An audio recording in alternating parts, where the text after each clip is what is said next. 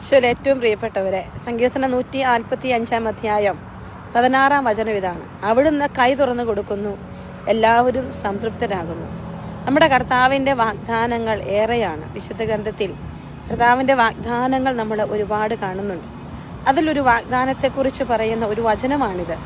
അവിടുന്ന് കൈ തുറന്നു കൊടുക്കുന്നു, എല്ലാവരും സംതൃപ്തരാകുന്നു. നമ്മുടെ ജീവിതത്തിലേക്ക് ദൈവം നൽകുന്ന വലിയ അനുഗ്രഹങ്ങൾ എത്രയോ വലുതാണ്. കർത്താവ് നമ്മുടെയൊക്കെ ജീവിതങ്ങളിൽ ഒരുപാട് ബ്ലെസ്സിങ് നൽകുന്ന ഒരു സമയമാണ്. ഞാൻ കാനഡയിൽ എഡ്മണ്ടനിൽ തപസ് ധ്യാനം നടത്താനായിട്ട് എത്തിയിരിക്കുന്ന സമയമാണ്. വെള്ളിയാഴ്ച തൊട്ട് രാവിലെ തൊട്ട് ധ്യാനം ആരംഭിക്കും. 128 ആളുകളാണ് ധ്യാനത്തിൽ പങ്കെടുക്കുന്നത്. നിങ്ങളെല്ലാവരും പ്രാർത്ഥിക്കണം.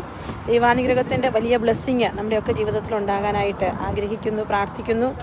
നിന്നോട് കരുണയുള്ള കർത്താവ് അരുളി ചെയ്യുന്നു: എനിക്ക് നിന്നോടുള്ള സ്നേഹം അനന്തമാണ്, വിശ്വസ്തത അചഞ്ചലവും എന്ന് പറഞ്ഞ ആ വലിയ സ്നേഹം, ആ വലിയ കരുണ അത് നമുക്ക് ലഭിക്കട്ടെ. അത് നമ്മുടെ ഹൃദയങ്ങളെ തൃപ്തമാക്കട്ടെ എന്ന് പ്രാർത്ഥിക്കുകയാണ്.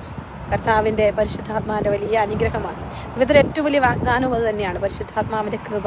ഞാൻ നിങ്ങൾക്കൊരു വാഗ്ദാനം നൽകുന്നു. പിതാവ് നയിക്കുന്ന പരിശുദ്ധാത്മാവായ സഹായകനായ ആ ദൈവസ്നേഹത്തെ നമുക്ക് സ്വന്തമാക്കാം. നമ്മുടെ ജീവിതത്തെ കർത്താവിൻ്റെ കൃപയാൽ നമുക്ക് ബ്ലെസ്സിങ് ആക്കി മാറ്റാം.